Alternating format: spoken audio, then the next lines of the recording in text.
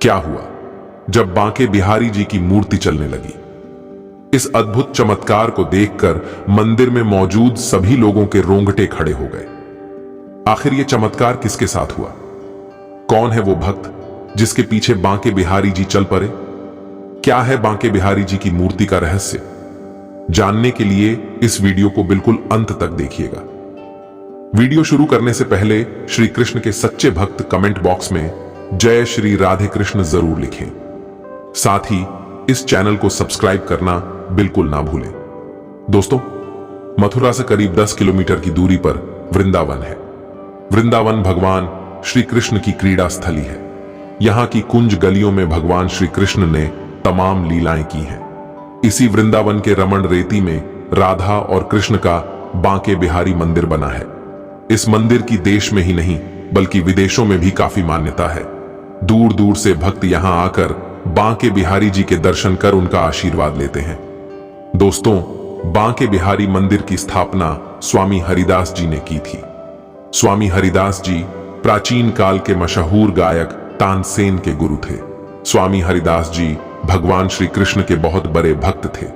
हमेशा श्री कृष्ण की भक्ति में लीन रहते और निधिवन में बैठकर अपने राधा कृष्ण के गानों से भगवान को प्रसन्न किया करते थे।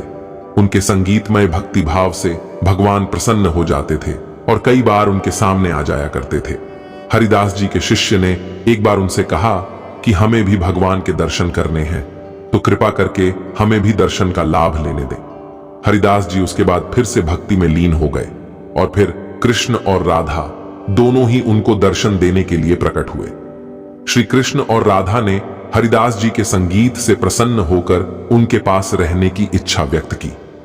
तब हरिदास जी ने भगवान से कहा कि वह उनको तो लंगोट पहनाकर यहां रख लेंगे, परंतु माता राधा के लिए उनके पास कोई आभूषण नहीं है, क्योंकि वह केवल एक संत है। ऐसा सुनकर कृष्ण और राधा एक हो गए और एक होकर उनकी प्रतिमा प्रकट हुई और फिर हरिदास जी ने इनका नाम बांके बिहारी रखा। मूर्ति प्राप्त होने के बाद स्वामी हरिदास जी ने शुरुआत में तो बांके बिहारी जी की निधिवन में ही सेवा की।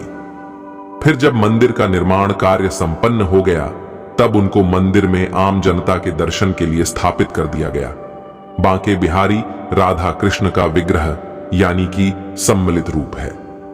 यही कारण है कि बांके बिहारी जी के श्रृंगार में आधी मूर्ति पर महिला और आधी मूर्ति पर पुरुष का श्रृंगार किया जाता है। श्री बांके बिहारी जी की मूर्ति के आगे हर 2 मिनट के अंतराल पर पर्दा लगाया जाता है। इसके पीछे मान्यता है कि उनकी छवि को लगातार प्रेम पूर्वक एकटक निहारते रहने से वह भक्त की भक्ति के वाशीभूत होकर अपने भक्त के साथ चले जाते हैं। दोस्तों, ये अद्भुत चमत्कार हुआ था उत्तर प्रदेश के रहने वाले संत राम नामक एक भक्त के साथ, जो बांके बिहारी जी के दर्शन करने हर महीने वृंदावन आता था। एक बार वो बांके बिहारी जी के दर्शन करने वृंदावन आया था। वह दर्शन करते करते बहुत समय तक बड़े ही प्रेम पूर्वक और भक्ति भाव के साथ बांके बिहारी जी को देखता रहा। इसलिए भगवान रीझ गए और उन्हीं के साथ उनके गांव चले गए। यहां पर मंदिर के स्वामी जी ने देखा कि मंदिर से प्रतिमा गायब है, तो वह उस भक्त के भक्ति भाव को समझ गए और वह बांके बिहारी जी के पीछे पीछे उस भक्त के गांव तक चले गए और बड़ी मुश्किल से बांके बिहारी जी को वापस लेकर आए। तब से बांके बिहारी जी के दर्शन के लिए झांकी दर्शन की व्यवस्था की गई। झांकी दर्शन में भगवान के सामने थोड़ी थोड़ी देर पर पर्दे डाले जाते हैं ताकि कोई उन्हें निरंतर देख ना सके। दोस्तों, आप इस सच्ची घटना के बारे में क्या कहेंगे, हमें कमेंट बॉक्स में जरूर बताइएगा। अगर आपको यह वीडियो पसंद आया हो तो वीडियो को लाइक करें, कमेंट करें और इस वीडियो को ज्यादा से ज्यादा शेयर करें। जय श्री राधे कृष्ण।